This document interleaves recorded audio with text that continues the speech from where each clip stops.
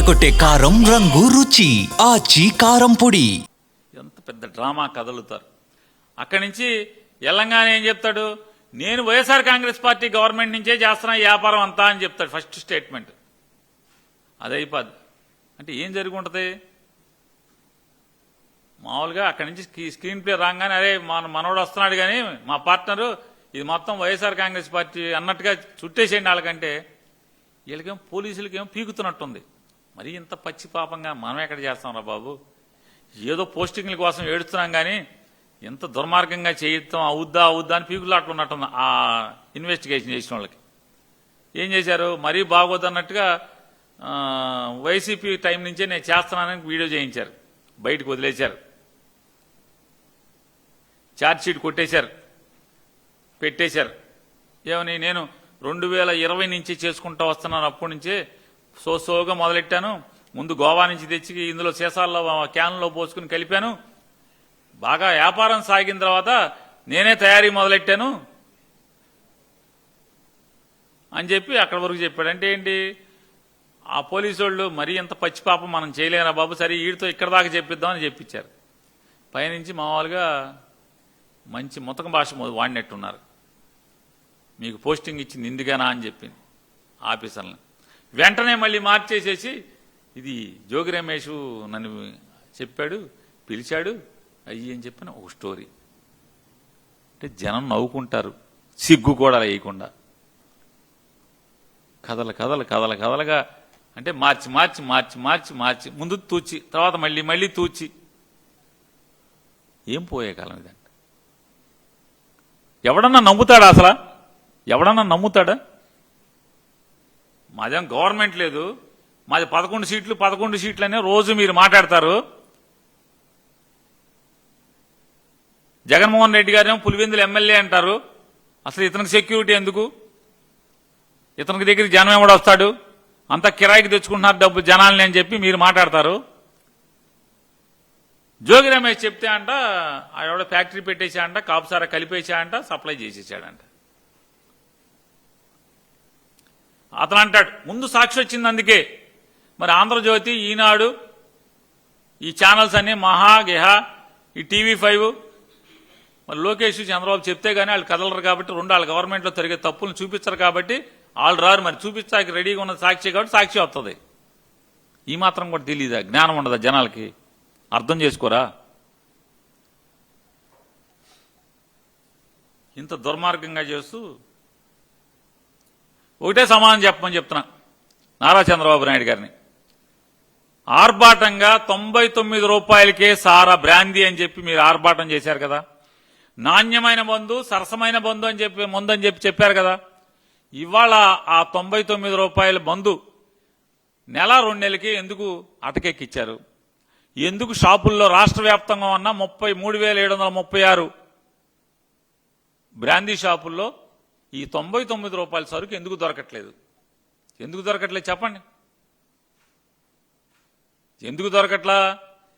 మీ నకిలీ మందు అమ్మకాలు ఉండవు కాబట్టి 99 రూపాయలు దొరికితే నకిలీ మందు అమ్మటం కష్టం కాబట్టి ఆ 99 రూపాయల సరుకు టైట్ చేసి దాన్ని అమ్మకుండా. నేను ఛాలెంజ్ చేస్తున్నాను ఎక్సైజ్ కమిషనర్ గారిని, లేదా సారా మంత్రి కుల రవీంద్ర గారిని, లేదా నారా చంద్రబాబు నాయుడు గారిని, లేదా ట్వీట్లలో మాత్రమే మాట్లాడి ప్రజలకు కనపడకుండా తిరుగుతున్నటువంటి నారా లోకేష్ నాయుడు గారిని, 99 రూపాయల సరుకు ఈ 16 మాసాల్లో మీరు లిక్కర్ పెట్టిన దగ్గర నుంచి ఇవాళ దాకా, లేకపోతే సంవత్సరం చెల్లగా సేల్స్ డేటా నాకు ఇస్తారా అని అడుగుతున్నాను. ఇవ్వండి. ఎన్ని సీసాలు అమ్ముతున్నారు లెక్క ఇవ్వండి. మీరు వ్యాపారం సారాయ బ్రాందీ వ్యాపారం మీరు మొదలుపెట్టిన కాడి నుంచి, తెలుగుదేశం మొదలుపెట్టిన కాడి నుంచి ఎందుకు తగ్గి 2వ నెలకో 3వ నెలకో అది అమ్మకాలు పడిపోయినాయి? ఎందుకు డిపోల్లో సరుకుంటలేదు? చెప్పండి మీరు. ఈ QR కోడ్లు ఎందుకు డ్రామాలు? 99 రూపాయల సరుకు ఈ రాష్ట్రంలో ఎందుకు దొరకట్లేదు? దొరకదు. ఎందుకని? మీ వ్యాపారం పడిపోద్ది కాబట్టి. అది దొరికితే మీ వ్యాపారం పడిపోద్ది, మీ ఫ్యాక్టరీలు పడిపోతాయి. ఇంతకు మించి వేరే ఉన్నంత కారణం అని చెప్తున్నాను. జగన్మోహన్ రెడ్డి గారి గవర్నమెంట్లో ప్రతిదీ పారదర్శకమే కదా. ఫ్యాక్టరీ దగ్గర నుంచి కింద షాపుల్లో అమ్మే వరకు కూడా. మరి మీరెందుకు చేయట్లేదు అది అంటున్నాను. జగన్ గారు ఉండగా ఓన్లీ క్యూఆర్ కోడ్ మాత్రమే సేల్స్, క్యూఆర్ కోడ్ లేకుండా అమ్మటానికి వెళ్ళలేదు. ప్రతి బాటిల్ స్కాన్ చేసేవాళ్ళు కదా. ఎక్సైజ్ కమిషనర్ గారు నేను అడుగుతున్నా, నారా చంద్రబాబు నాయుడు గారు కలెక్టర్ కాన్ఫరెన్స్లో మీరు సుమారుగా 25% డిజిటల్ పేమెంట్స్ అన్నారు. డేటా ఇవ్వండి, మీకు ఎక్కడిది డేటా? ఏ షాపులో ఎంత డిజిటల్ పేమెంట్స్ వచ్చినాయో మీ దగ్గర ఉందా? లేకుండా ఎట్లా చెప్తారు? 10% కూడా లేదు. నేను చెప్తున్నా 10% కూడా లేదు. ఉంటే మధ్యాహ్నానికి ప్రెస్ మీట్ పెట్టి ఏ షాపులో ఎంత, ఏ నెలలో ఎంత డిజిటల్ పేమెంట్ అయింది, ఏ రోజు ఎంత అయిందో డేటా ఇవ్వండి విలేకరులకి. నాకొద్దు, మీ పేపర్లకి ఇచ్చి చెప్పండి. మరి జగన్మోహన్ రెడ్డి గారు ఉండగా ఆయన మీద పడి ఏడిచారు కదా.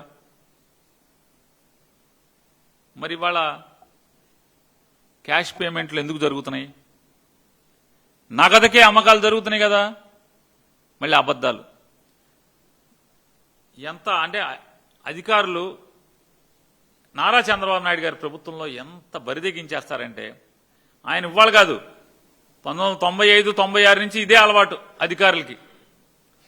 వీడియో కాన్ఫరెన్స్లో కూర్చుంటే ఊరికే పెన్నిట్ట పట్టుకుని చెప్పేస్తుంటారు, సార్ నా జిల్లా అక్షరాస్యత అండి 93% ఉంది సార్, వెంటనే హౌసింగ్ 97% అయిపోయింది సార్. అసలు కాగితం కూడా చూడరు ఏ అధికారి, టప చెప్పేస్తుంటారు. అట్లాగే కనీసం చంద్రబాబు నాయుడు గారు ఆలోచించాలి కదా విచక్షణతో. అసలేంటి, షాపులన్నీ ప్రైవేటీ కదా, మొత్తం ప్రైవేట్ షాపులు కదా. డిజిటల్ పేమెంట్స్ 25% సుమారు అని చెప్తాడు. ఎట్టా వచ్చింది లెక్క ఇతనికి? ఎవడు చెప్పాడు? నీకెక్కడది లెక్క అని అడగాలిగా. అడగకుండా 100% చేయాలి నువ్వు అని చెప్తున్నాడు ఈయన. తానా అంటే తందానా. పాత రోజుల నుంచి ఇదే అధికారుల దగ్గర, అధికారులు తొంతు ఇదే చంద్రబాబు నాయుడు దగ్గర. ఎందుకంటే అసలు ఎవరి దగ్గర కాగితం ఉండదు. కాగితం లేకుండా ఏమి లేకుండా సార్ సుమారు 25% అమ్మేస్తున్నాం సార్ అని చెప్పేస్తున్నాడు అతను. ఏది డిజిటల్ పేమెంట్స్. పోనీ మీ అబద్ధానికి వద్దాం, 75% క్యాష్కి ఎందుకు అమ్ముతున్నారు అంటే మీ జేబుల్లోకి వెళ్ళిపోతున్నాయా? కృష్ణానది ఒడ్డున కరకట్ ఇంట్లో బంగ్లాలోకి వెళ్ళిపోతున్నాయా? ఎక్కడికి వెళ్తాయి? లేదా వారం విమానాల్లో ఎక్కించుకుని హైదరాబాద్ వెళ్ళిపోతున్నాయి. ఎక్కడికి వెళ్ళిపోతున్నాయి? దీనికి సమాధానం చెప్పరా?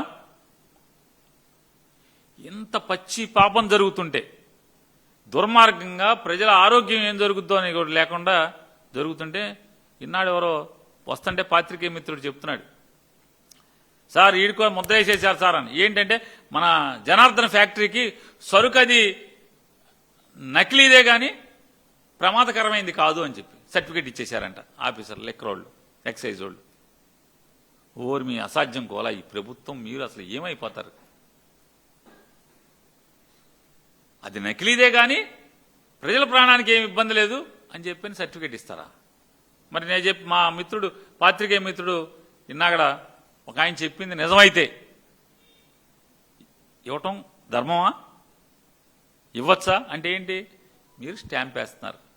ఏం పర్లేదు, అసలు ఎవరు చచ్చిపోరో, తాగేయండి అని చెప్పని చెప్తున్నారు. అంటే అది ఏదైనా, అది మా జనార్దన్ చేసేదైనా, లేదా జయచంద్రారెడ్డి చేసేదైనా, లేదా మా నాయుడు చేసేదైనా, లేదా మా అమలాపురంలో మా ఎమ్మెల్యేలు చేయించేదైనా, లేదా నర్సీపట్నంలో మా సీనియర్ లీడర్ చేయించేదైనా, లేదా ఏలూరులో మావాడు చేయించేదైనా,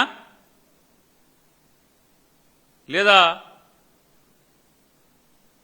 నెల్లూరులో చేసేదైనా, లేదా ఎక్కడ చేసేదైనా మీరు జబ్బరంగా తాగండి, ప్రాణాలు పోవు, తాగండి అని చెప్పడానికి సర్టిఫికేట్ స్టాంప్ వేయడం తప్పితే ఏముంది? రాజముద్ర వేయటమే కదా ఎక్సైజ్ వాళ్ళు ఈ రకంగా చేయటం అంటే.